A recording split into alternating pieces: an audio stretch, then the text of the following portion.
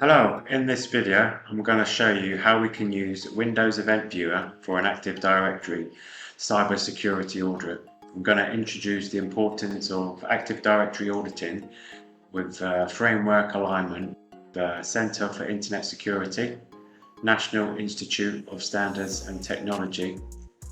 I'm going to go through auditing alignment with the CIS frameworks, specifically CIS Controls 8, Audit Log Management, Protective Technology category PT1, and I'm going to show you how we can enable Windows auditing for Active Directory, and then we're going to go through monitoring user logon and authentication events that align with CIS Controls 5, NIST DC CM3. We're also going to be looking at auditing admin changes such as user and group management events. We're also going to be looking at auditing group policy changes, and we're also going to be tracking account lockouts and investigated sources for the account lockouts. And I'm going to be sharing some PowerShell scripts to help with some of these automation tasks. Right, let's begin. So the first step is you're going to want to make sure that you've got auditing enabled within your Active Directory. And this is done via a group policy object. So you might already have this enabled, but for users who don't have Active Directory auditing enabled, access the group policy management, and it's usually done on the default domain policy. Right click, edit, and then you want to browse to computer configuration, policies, Windows settings, security settings, local policies, and then audit policies. And then you want to enable success and failure on the following four: audit account logon events, audit account management, audit directory service access, audit logon events. And then you also want to check under security settings, scroll down, and you'll see advanced audit policy configuration, and then audit policies. And then on here you want to select account management, and you want to do the same for audit security group management, user account management, and if you want you can do computer account management, which basically tracks when a computer account is created, changed or deleted. And other ones to select is DS access, and enable it for Active Directory service access and service changes, and then log on, log off, and then for account lockout, group membership, log off, log on, and I think that is it, and that's it. So that is auditing enabled for Active Directory, and that is the CIS Control 8 NIST PR PT1. And to check, for example, there's a PowerShell command that you can run, and it will tell you if you've got auditing already enabled. So let's just clear this screen. So run this command, and that will show you what you have enabled for auditing on your domain controller. Okay, so now this is the part where we can now start our Active Directory cybersecurity audit using Event Viewer. So some of the main events to be auditing in your analysis is user logons and user logoffs. So these are fundamental to security monitoring. So the first thing you're going to want to be monitoring regularly is event ID 4624, successful account logons. So these are generated when a user logs on successfully. So this is important for tracking legitimate logins, especially for privileged accounts. The next one we're going to be looking for is event ID 4625, failed account logins, or logon shall I say, triggered by a failed logon attempt, for example a wrong password. Now if you get multiple 4625 event IDs, this could mean a password guessing or a brute force attack. So this is a red flag if it's coming from the same source or if it's targeting admin accounts. So this is an important one to monitor. Another one, 4648, log on with explicit credentials. So this indicates one account tried to run an operation as another user, such as the run as command. So you want to monitor this for potential lateral movement or service account usage. Another one is 4672, special logon with admin logon. Whenever an account with admin or special privileges logs on, Windows logs event ID 4672. 4672. So this is crucial. It flags any logon that has high privileges. So you want to be watching 4672 events. They help ensure admins logging in are expected. So, for example, if you've got lots of these 4672 logon events outside of business hours, you want to be checking who's logging in. Okay, so how do we find these events in the Event Viewer? You know how to get to Windows Event Viewer within your administration tools. Open up Event Viewer, Windows Logs, and Security. So I'm now on one of my domain controllers, and this is logging all the events. So there's two ways we can do this. You can do it via Windows Event Viewer through the GUI, or we can do it via PowerShell. So I'm going to show both methods. Simply click on Filter Event Log, and we're going to look for 4624 successful account logons. So this will give you details about who logged on. So you can have a look at these as if you're doing some sort of investigation work where you want to be tracking legitimate logons, especially for privileged accounts. So to do that in PowerShell, we can run the following script. So here you can set by the number of days, and here you put in the event ID. We're going to add 4624.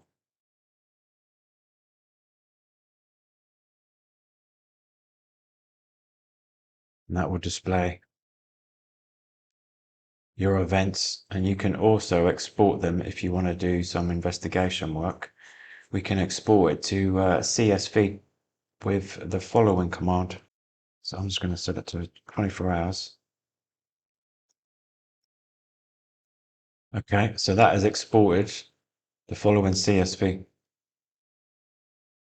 Okay, so basically this is a simple PowerShell command, and you can filter for any other types of events. So if we look for failed logons 4625,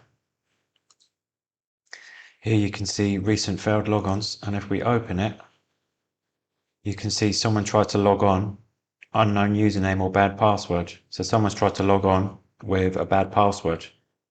Now, if you see you've got loads of these all coming within the same sort of time range, this could be someone trying to do a brute force attack.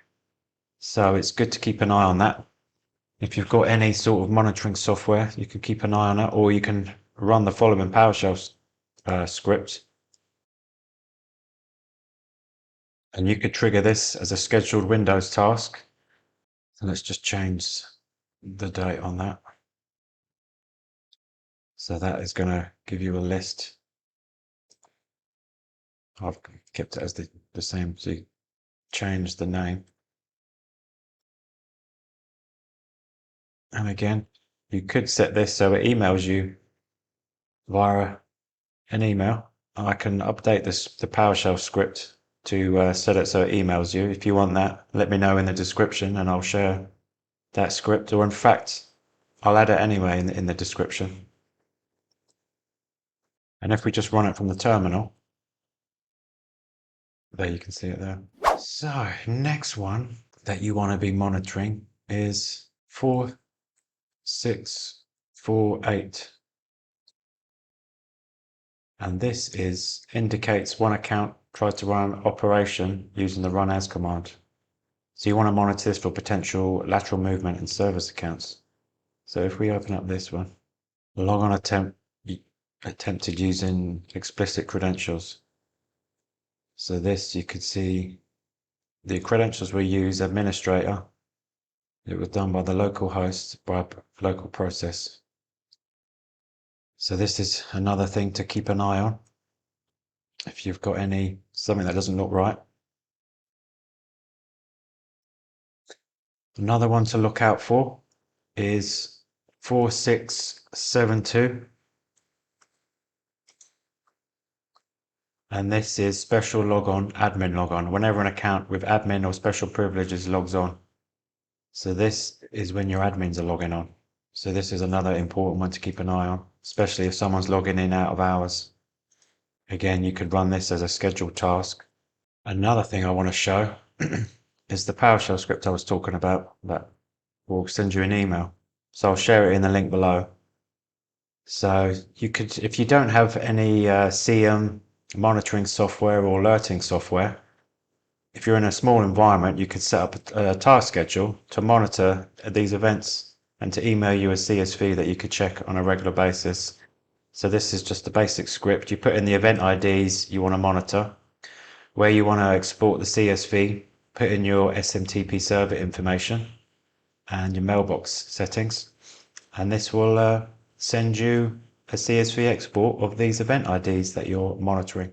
Before we jump on to the next section, I thought now is a good time to introduce the InfraSOS platform, which is an Active Directory reporting and auditing tool, as well as reporting and auditing for Office 365 and Azure AD.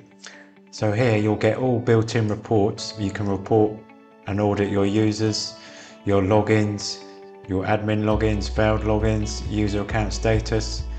You can also keep an eye on all of your members in your group, such as domain admins and other groups, reports on your computers, GPOs, OUs, and many more. And depending when you're watching this video, later on in the year, we're going to have Active Directory alerting. So you'll be able to set up and configure alerts based on the event IDs that we're talking about in this video. So other changes that you can monitor, or if part of your audit, is auditing admin changes, such as user and group management events.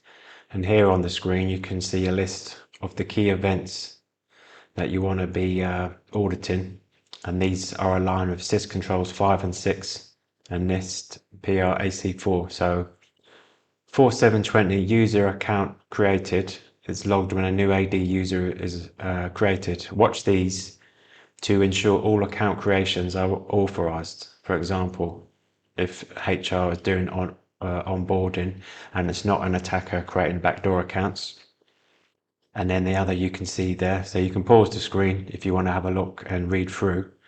And then the next screen, I'll show you how we can do a search for these within Event Viewer, and I'm going to show you how we can create a custom view in Event Viewer. Okay, back to Event Viewer. So now you probably have a good understanding now of how you can filter the log and look for specific event IDs we've spoken about. So now I'm going to show you how you can create a custom view in Event Viewer and only look at certain event IDs that you want to monitor from time to time. So in Event Viewer, right click Custom Views, create Custom View, and here you can set a time scale. So you could say in the last 24 hours or 7 days. So let's say 7 days. What log? So you're going to want to do the security log. And then here is where you can put the event IDs. So for example, let's say we want to look at new user accounts being created. So 4720. And I want to have a look at users being added to a security group. So 4728. And then hit OK. Give it a name. So we'll say user creations. And added to groups, security groups. Hit OK. And that will create a new view, and then you can log in here and you have your own custom view, and you can look at the security events that you want to be auditing. So here you can see this user was added to the marketing social team group. And again, you can use the PowerShell script that I've got in the description, and you could schedule this to be emailed to you. Or another idea is, if you can't log on to your domain controllers, you can set up what's called Windows Event Forwarding. You can have a Windows Event Forward server. You create a group policy and you tell your domain controllers to forward the security logs to another server called Windows Event Collector. And on that server is where you can be logging in, running queries on your event viewer and running any PowerShell scripts. That way you're not logging onto your domain controllers, taking up resources and searching. So if you want to know more about that, about how to set that up, leave a comment in the description and I'll do a tutorial on how to set up Windows Event Forwarding and doing all your monitoring on Windows Event Logger. Okay. The next events that you want to be auditing are auditing group policy changes. So here you can see the list of important events as per CIS Control 4 and 8 and NIST CM5. So pause the screen if you want to read the details on the screen, and then I'm going to show you how we can look for these in Windows Event Viewer. So if we hit on Filter Event Log, and I'm going to look for 5136, which is group policy changes. So I've already got it loaded. Here you can see some changes, and it will tell you that's the group policy ID, and it should tell you what changes. So it's added a value. This one's had a value deleted, and this one's had a new group policy object created called endpoint firewall policy. So this is a good way to find if new group policy objects are being created, modified, deleted, etc. These, as per NIST and CIS, you want to be monitoring these events. And again, you can use the PowerShell script to look for these events. Another event ID you should be tracking, especially for your domain admins, is the 4740, a user account was locked out. So this event is crucial for detecting potential brute force or user issues like a service account with old credentials. So this event ID, it will show you which account was locked out and from which machine.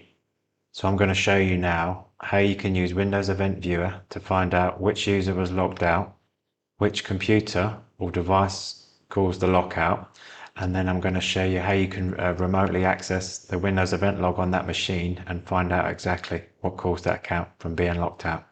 Okay, so logged on to the domain controller within Windows Event Viewer under Security, we're going to filter the log and we're going to look for event ID 4740. And this will show a list of accounts that have recently been locked out. So here we can see one, and if we open it, it will tell you the name of the user that was locked out. So that's the username, and the caller computer name, which was the device that locked out. So we can see it was a computer called client InfraSOS. So now we can remotely log on to the Windows Event Viewer of that machine. So you do is right click Event Viewer Local, connect to another computer. Now one thing I should mention is if you get the following error message, this means that within your network you have a block somewhere. So one way around this, if you're allowed to do this, is to set up a group policy and allow these ports, programs, to be allowed access, and to do that within group policy. So here's a new group policy object I've created, endpoint firewall policy, and if we open up the policy, here is where I've configured to allow these programs to access the client machines. So computer configuration, policies, Windows settings, security settings, Windows Defender firewall with advanced security, Windows, the firewall, advanced security, and then inbound rules. And I've created these inbound rules. So pause the screen if you want to take a snapshot. Basically right click, new rule, and or predefined. And here you can, there is the network access in and the remote log management, which should be this one. And then once that's done, enforce it on your machine, or wait a couple of hours until it's been pushed out to your client machines, and then try reconnecting. So I've already got that pushed out. So now if I try to connect,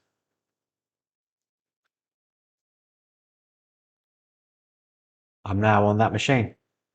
So I can go to, on the machine, I can go to the security log, and then on here, I want to filter and look for event ID 4625.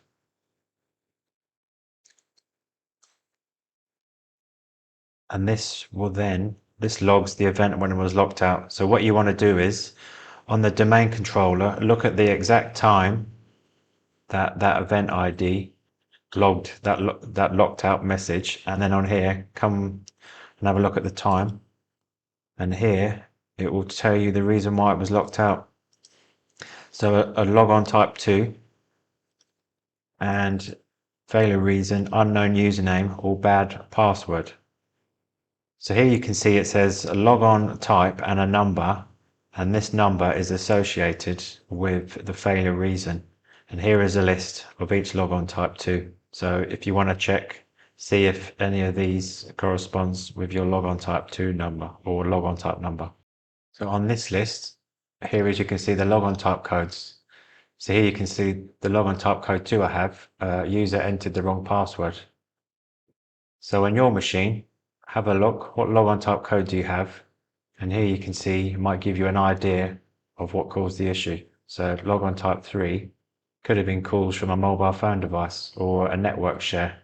Perhaps they've got old credentials on a network share, or this one could be using old credentials on a batch file, or 5, servers configured with wrong password.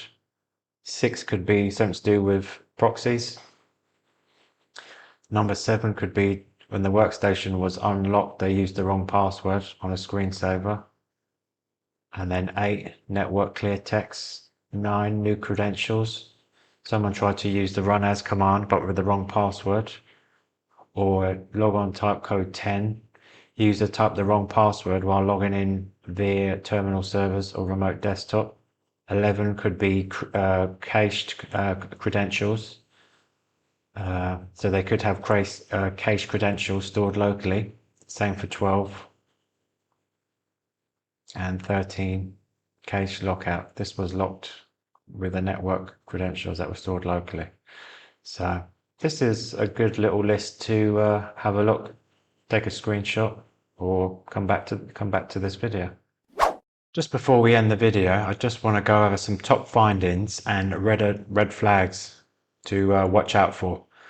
So the first one is multiple failed logons, event ID 4625 and lockouts 4740. So a pattern of failures could mean password attacks or an unhappy user. For example, finding user Joe.Doe had 50 failed logins in 10 minutes and got locked. Upon investigation, these attempts came from an IP in a foreign location, indicating a brute force attack. So this would prompt a password reset and further investigation and possibly blocking that IP. Other findings and red flags are unauthorized account creation, event ID 4720. For example, found a new user account, temp.admin, was created at 2 AM by anonymous login, indicating possibly through some script or exploit. This is highly suspicious.